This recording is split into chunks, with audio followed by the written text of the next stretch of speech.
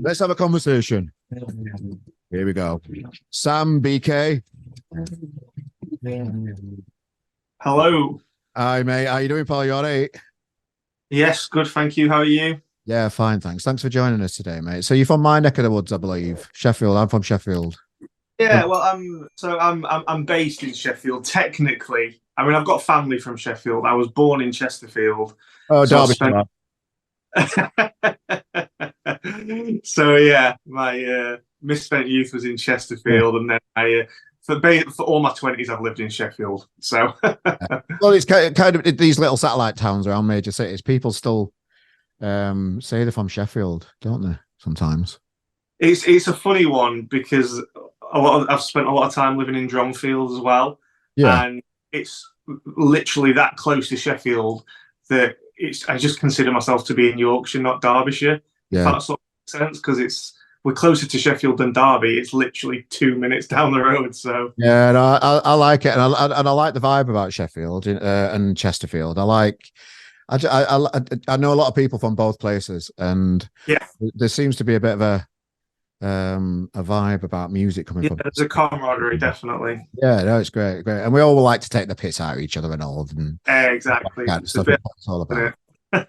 it? Brilliant. So Sam BK, we're going to be covering the new tunes that you've got Yes. out tomorrow. It's the 27th today, so you've got a big release coming out tomorrow that we'll come to, and we'll have a good chat about. But I just want to get to know you a little bit more, if that's all right with Sure. you. Before, so who is Sam BK? If you're brand new to you, talk us through you. Who are you? Sure, mate. Yes. Well, it's been a long old journey to get to this point. Basically, Hmm.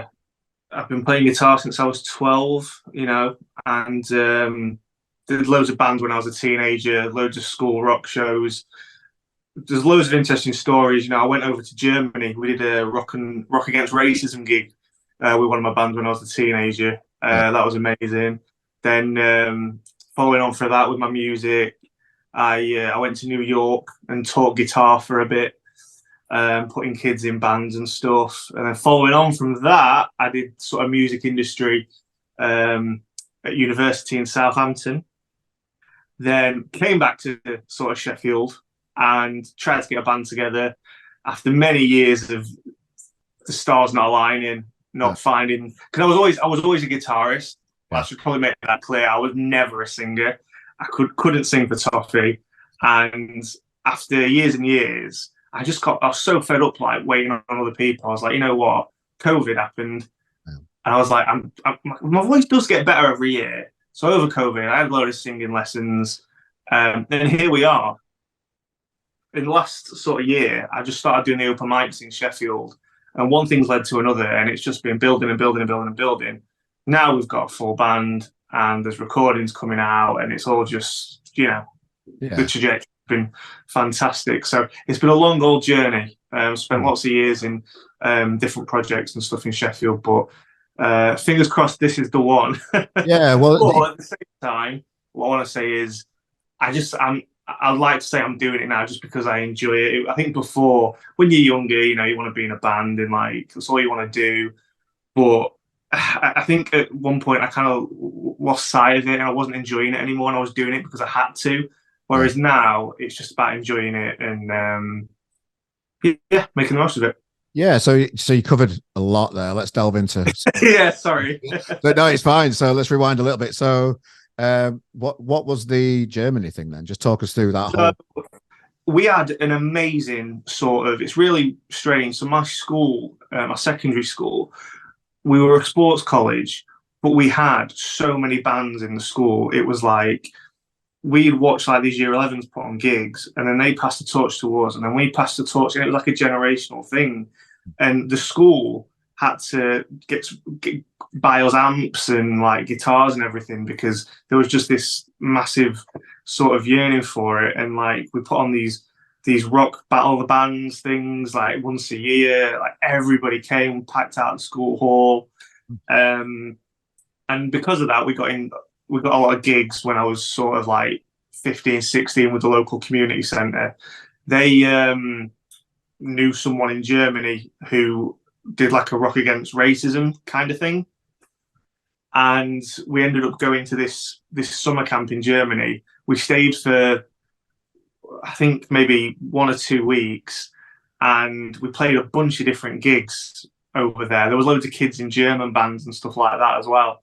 And it was this multicultural, just like, festival. It was just amazing, like for, lads of like 15, 16 to go over with all the mates and stuff in bands, meet all the bands abroad, and do all that. So it was a great community sort of thing, really. And it's, one of those that I just always look back on with fond memories. It was a great opportunity. This is a bit of a reflection on me, but those type of environments, you can get yourself into a bit of trouble, can't you? Because I can remember being 14, 15 and being a lively lad, just up for a bit of fun. Being away in a different country. Were there any like fun stories that came out of that? Yeah, yeah. I mean, I'm trying to think what I can and can't say what we got up to, but you can say what you want. Yeah, it was. There was a, it was, boys were out on holiday together, and booze. Yeah, but Germans were loving it, mate. Yep, Germans were about it. The teenage Germans, they can drink. They can drink.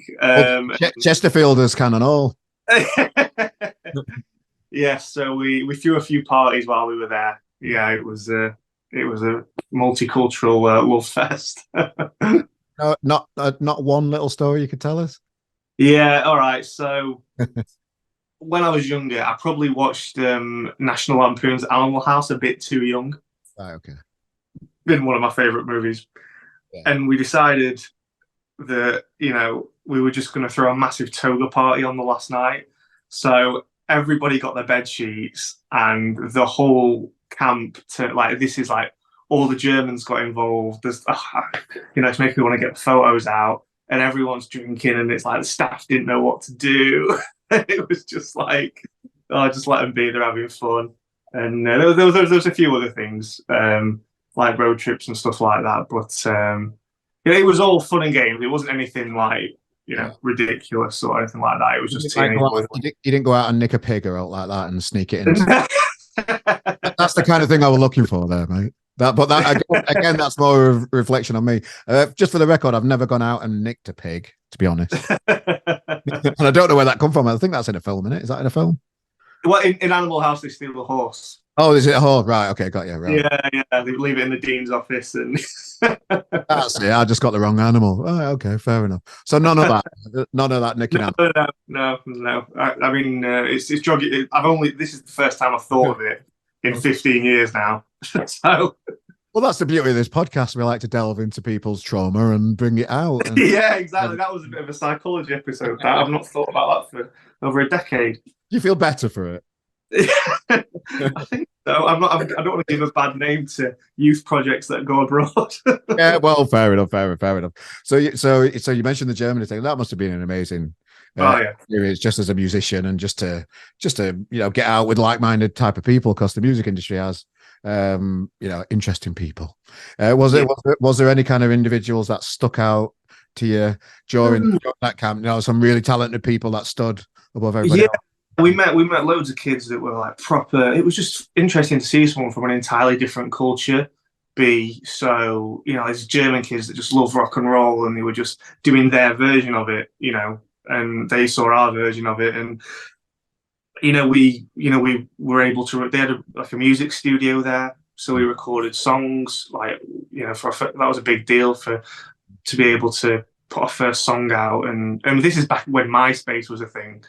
And we'd not recorded back home or anything like that, so we went all the way to Germany to record our first song. And it showed us that it was all the people were good. There was nobody dodgy, basically.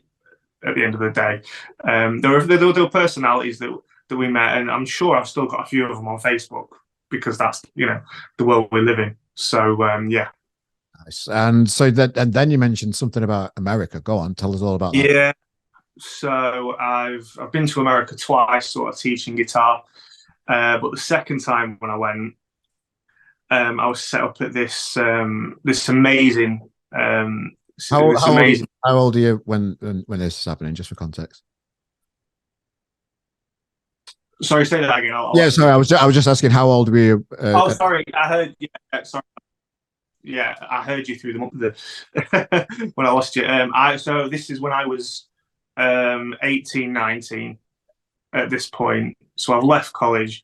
Now I'm just started university. This there was the summer that I started university, and then the first summer after my first year of university, um, went over to America, and we had this amazing sort of we called it a rock shop, and we'd put on gigs every 4 weeks where we'd teach these kids how to play instruments from like never playing them before. And then by the fourth week, they'd have a band where the drummer, guitarist, singer, and then all the parents would come, and we'd do this massive rock show for them. And we did it all summer, every 4 weeks. And it was this amazing setup, and it was a big catalyst for me thinking, this is what I'm going to do for the rest of my life. Because, we had this songbook of like all the pop songs for the kids, and be like, right, what song do you want to learn? And it'd be like these, just a lot of 4-chord songs, Coldplay and whoever was big at the time, like Maroon 5 and stuff. And I remember teaching the kid a song one day, and I was like, this is 4 chords. I can write a 4-chord song. This can't be difficult. And I remember I wrote my first ever sort of, because I'd written songs in the past for the band, but that was always based around guitarists that I thought were cool and stuff. But this was more like, this was an evolution of me becoming a songwriter. And I came up with my own 4-chord song. And that was it. I was like, oh, this is, and it was like this thing for me, because I felt like it was like a spark had been sort of lit in my brain. And I was like, I'm better at this than a lot of other things. So this is what I want to do. And because I was doing it so consistently over that summer and getting lots of good feedback and stuff like that, I was writing songs with other teenage kids. That's what how did you realize you were good at it? Like, what is good at it? Yeah, so it helped because on my course at university, which was at the same time, I was studying the music industry, and I was also studying music production. So we had access to the studios at university in Southampton. And we had a songwriting unit, and one of our lecturers had worked. Well, he was a guest lecturer who'd come in for the songwriting unit, and he worked. He'd written songs for Dido, who else? Matt Cardle, a few. I think Peter Andre was one. I know that's not the most rock and roll name in the world, but there was loads of people that he worked with, and he was giving me like feedback on sort of the stuff that I would bring in. And it just, I don't know, just hearing someone that had songs in the charts say that your stuff was good was like, oh, wow.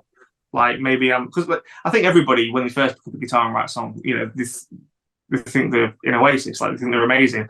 But to hear someone, give me that critique who'd actually professionally done it, I was like, oh, wow, maybe I am good at this. And then following on from that, I kept writing more. And then all my flatmates at university, we had like a house of like 10 people. Like I'd be just playing songs while, all the boys are in the room playing FIFA. And they'd be like, that's really catchy. That's a really good song. And then it just kept snowballing, from there, really. And that's when yeah. How do you get yourself in a position where you're teaching in America, though? So it's basically, I found out from a friend that they had a friend who'd done that.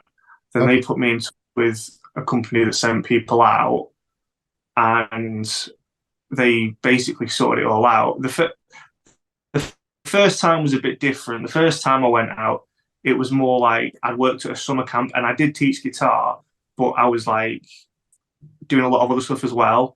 And because I got the experience from that one, my CV had improved.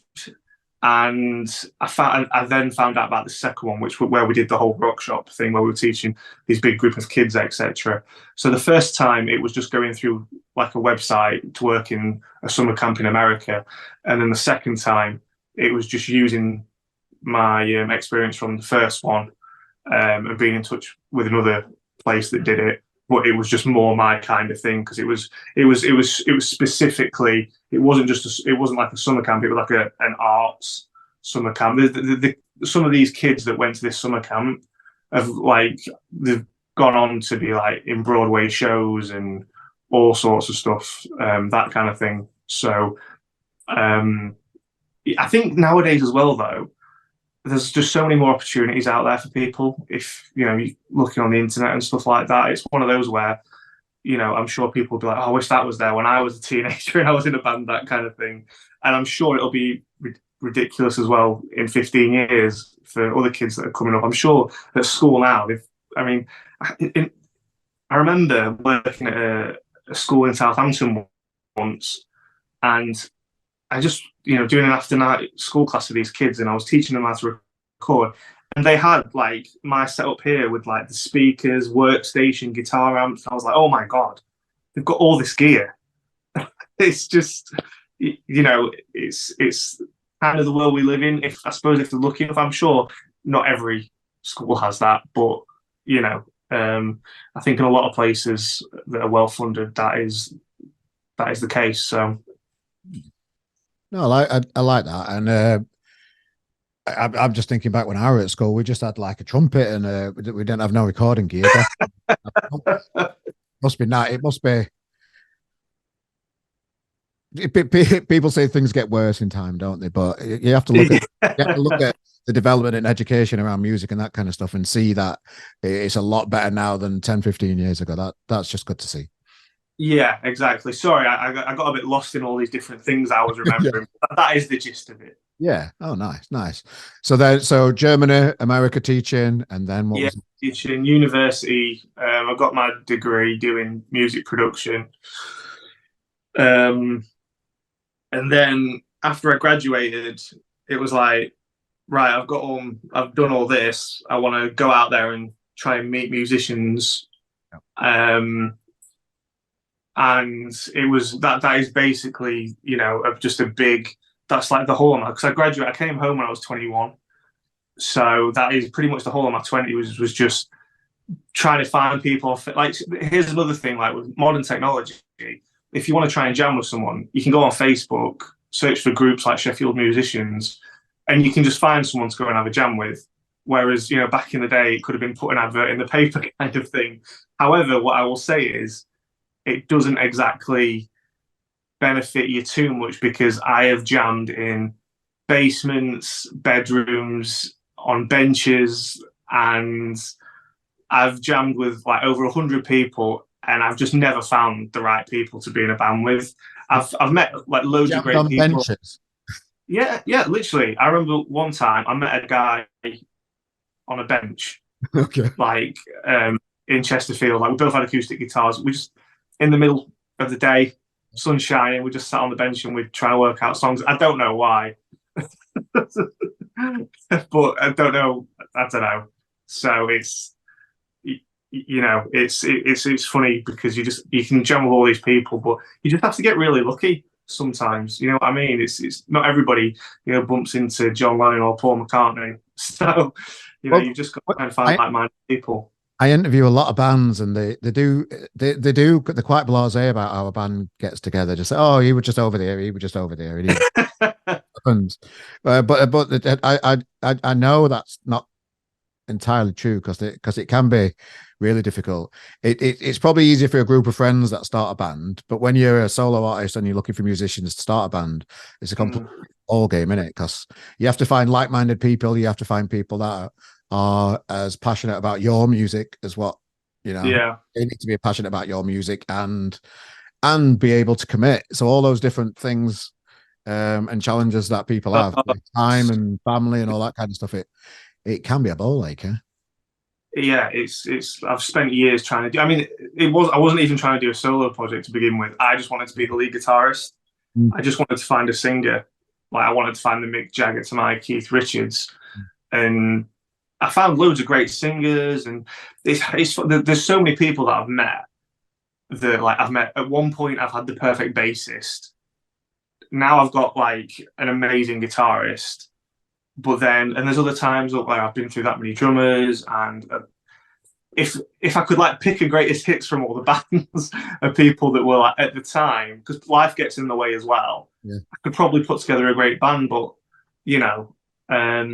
some people people like don't want it. You've got to find people, like you said, that are as passionate as you are. And I think a lot of people just want to be in a band because it's a cool thing to do. Like for me, it's always been everything I've ever wanted to do. But I think other people don't treat it like that. So that's what's led me now to be like, I'm going to do the solo artist thing, where I might have to just use a different array of musicians every single time to be able to just put out music that I write. Because it would be a case of, plenty of times you wake up in the morning, it's like you've got a job during all of this. So you've got your 9 to 5. Or even I can remember one job where I'd have to be up at like 6 in the morning, put my guitar amp in the car because I knew we were supposed to have band practice.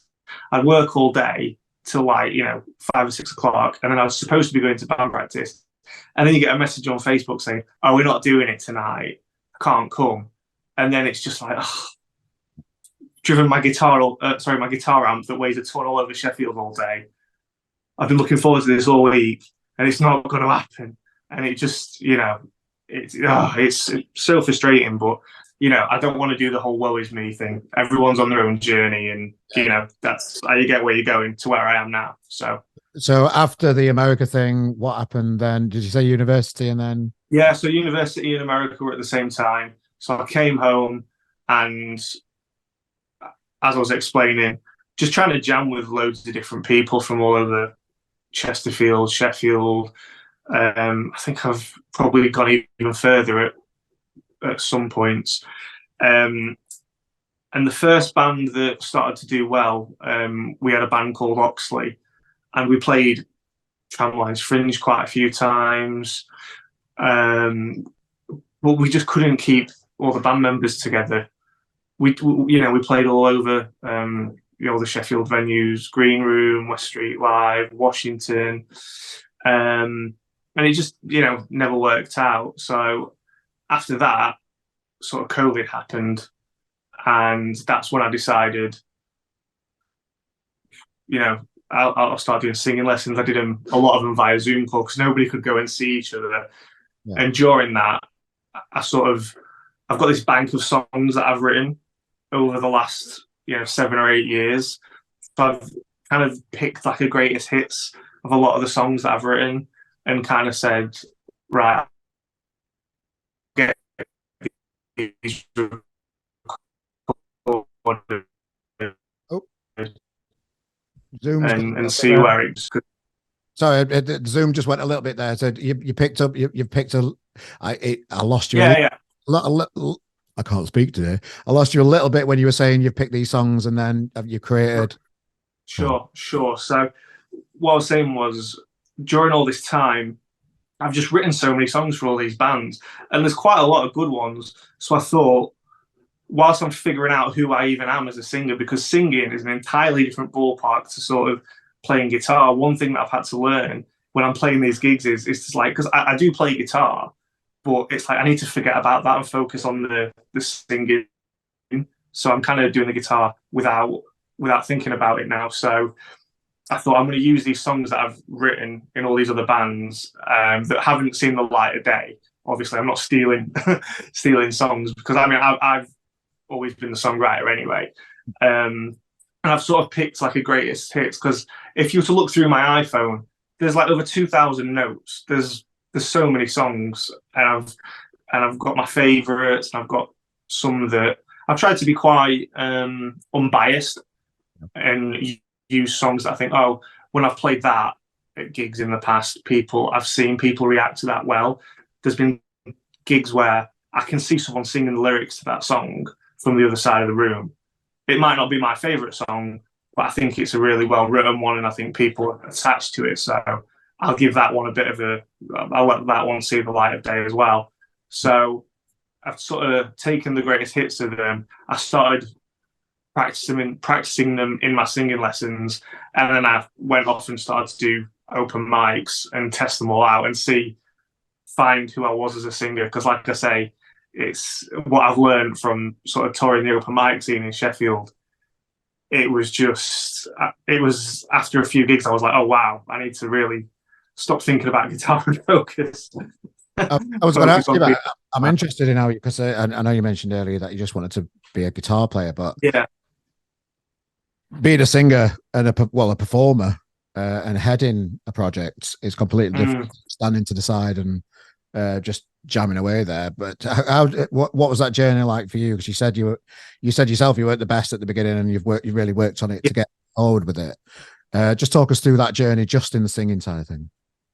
Yeah. So what helped was during one of the open mics, I saw someone that I sort of knew from school. So Charlotte, who plays guitar for me now, she was at school with me, and I remember we had the same guitar teacher. So I never really spoke to each other at school. She was in the year below, but we sort of knew a lot of the same people in different circles. And I bumped into her at the Picture House in Sheffield at the open mic.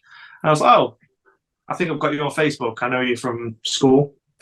We got talking, and I was like, oh, I want to sort of maybe practice with me singing and someone else playing guitar. Would you be interested in it? She's like, yeah, that sounds great. So what I was able to do was I was able to sort of put my guitar down, let someone else play the melody, etc. And then I would be sort of walking around the room with the mic, which I'd never done before. And I was like, oh, wow. Like, what do I, it was very Ron Burgundy, like, what do I do with my hands kind of thing. I was just like, oh, do I look really, cheesy doing this sort of thing? And the best way to do it is to just throw yourself in the deep end and just go for it. So open mics are great for that. And I was able to, have a guitarist there and sort of just throw myself into it and just walk around and see what happened, really. But singing is, it's, you've got to learn about breath, and you forget lyrics because you're getting so much into the performance. And it's always a work in progress. You can build up these rules in your head for things that you can do on stage that help you, but you've got to be thinking about as well, oh, I've got a big note coming up in the song, so I need to almost, if it's a really big note, it's like on a guitar, you've got, you've got 24 frets. If it's, sometimes when it's a guitar solo, you're like, right, I need to prepare to get really high for this bit. Whereas singing, if it's the highest note of your range at the top of your sort of scale, you've got sometimes, there's one of my songs, there's a note that I hold for 18 seconds, on the recording anyway, I hold for 18 seconds. Jesus. Fainted. And yeah. It's this big scream. It's like this big release. It's like a crescendo at the song, and I'm like, yeah. And whenever I do it, I have to get ready, because I tried it for the first few gigs, just with like sort of me playing guitar and doing it, and I could never do it. I didn't know whether it was a confidence thing. I was like, well, I feel I can do it when I practice every time, and I can play the guitar at the same time. But whenever I would do it live, it just wouldn't come out. It would last a few seconds, and I was to the point where I was like, I don't want to do it anymore, because it's actually almost looking a bit bad that I can't hold the note. But through persevering, and obviously having someone else doing the guitar duties, when that moment in the set happens now, I'm able to relax myself.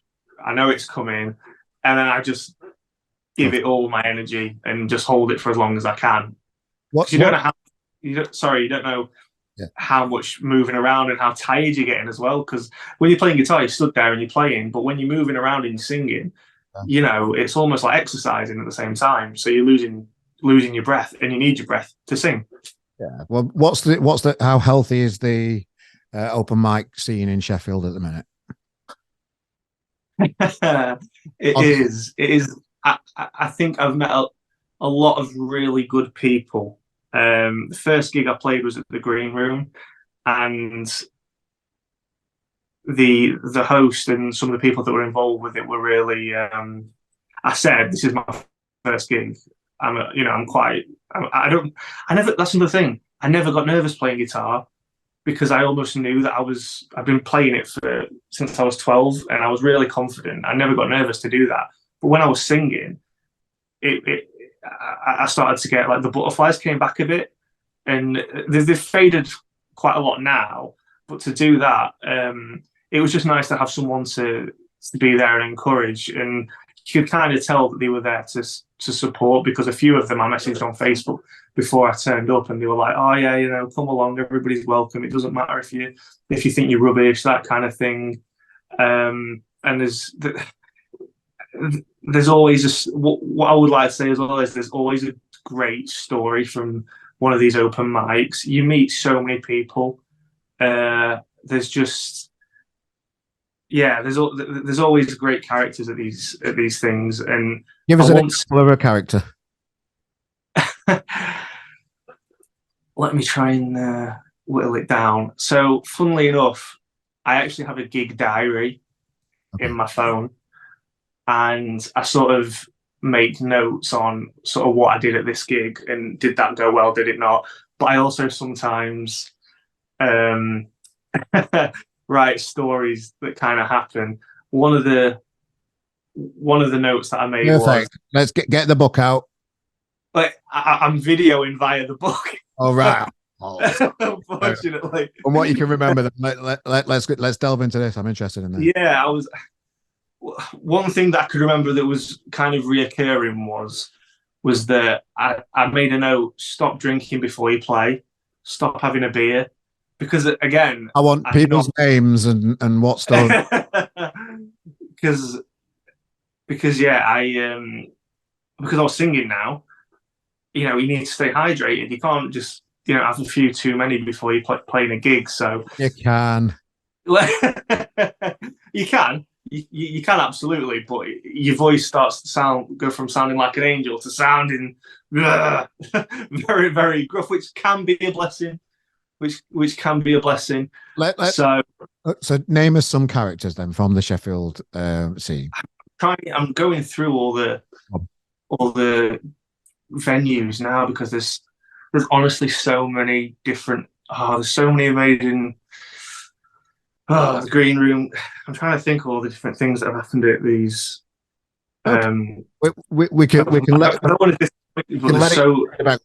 Let's move on to your new tunes, and we'll come back. We'll come back to that. Sorry, I'll try and think of the back of my head. Okay, right, no worries. We'll come back to it. So we'll just tease that for later. So it's big release day coming up tomorrow. So just talk us through the new single and everything, and what people are expecting. Give us a reason to want to stream it and download it and watch the video and all that kind of stuff. Sure, cool. So my debut single is called The Chase. This is basically 9 years of me just trying to put together a band and end up doing a solo project. I've picked a song that has been what I like to class as the perfect opener for a set when I'm playing live.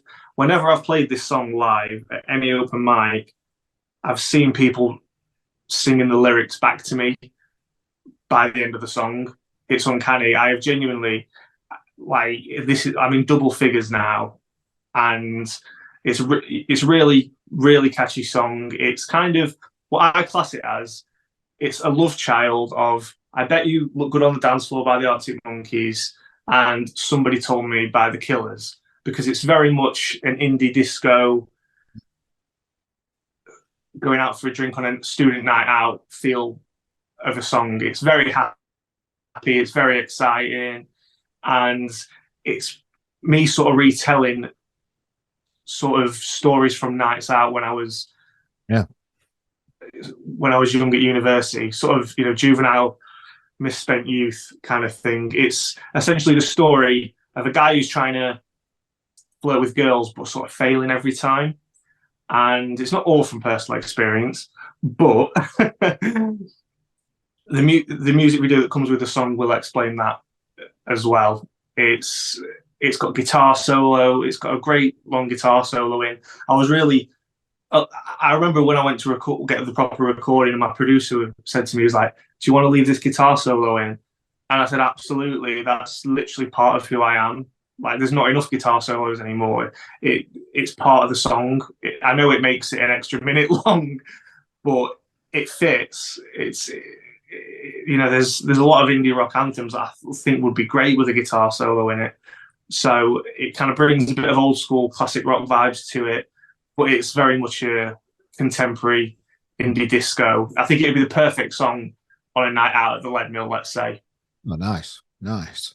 And does any characters come to mind now we know all about the tune and the new music that's coming out? Oh my God, you're putting me on the spot. I'm just going to reel a few venues off the top of my head and see if anything comes to me. Green Room first gig. There was this guy who was amazing. He was on piano and he was doing Freddie Mercury vocals, and it was like I think he played there every week. And I remember he was saying, "Oh, is any requests?" And I was like, "Oh, Freebird by Lynyrd Skynyrd," and he just completely ignored me. It was absolutely brutal. Yeah, and he cracked on and he did an amazing song. I don't want to. I'm going to have to disappoint you, but there's what I would suggest. What I'm going to say is, yeah, go on. Genuinely, because this is where it all starts. Just go out to an open mic, even if you're not wanting to perform, because you'll just see so many different people doing all these their own sort of amazing things. You see people who genuinely can't sing, but everybody's there to encourage each other, so it's a really great environment. And it's a lovely communal thing. So what I would say is go to an open mic in Sheffield and just get involved with local music. Get involved. Oh. You don't even have to want to perform music, but everybody helps each other. So yeah. Yeah, but well said, mate. I'd echo that as well. You know, if you've got anything in your life and it's itching you and you just haven't got round to it yet, just get yourself out of your comfort zone and just have a go, because good things can happen from getting yourself out of the comfort zone, I think. Yeah, definitely. Throw yourself in the deep end. Well, Sam BK, the tunes are out on RGM tomorrow. Within of this podcast, in the description, if you're watching us or if you've got the audio version, you'll see a description and a link straight to Sam BK's work. Is there anything you just want to leave us with today, mate? I've enjoyed getting to know you and excited for you. Yeah, what I would just say is, if you do fancy listening to the song, thank you very much. Definitely check out the music video. It was a huge communal effort. I got in touch with lots of local theatre groups, so lots of contributions from people who gave me their time and their work by doing an amazing job. We had a working men's club. Luckily, one of my best friends, his granddad owns one, so we had the whole location to shoot from. And we had people aged ranged from 18 to in their 80s. There was just so many people turned up just by putting an advert on Facebook. It was amazing. So there's lots of funny different characters in this working men's club from, like I say, from all walks of life. And it's a very funny video. I've got the same ethos as I think Dave Grohl sort of said, you know, when they do music videos, it's kind of like almost like an advert for the band, and it can be jokey and funny. So we might as well, you know, have a laugh while we're doing it. So I quite like to put jokes in there and act like a bit of a prat. So yeah, see what you make of it. Yeah, nice. Well, you're working hard, mate. You're out there in the world, just getting on with things. That's what we like to see here and support here at RGM. So yeah, Sam BK, thanks for joining us, mate. Nice one. Nice one. Cheers, mate. Thank you.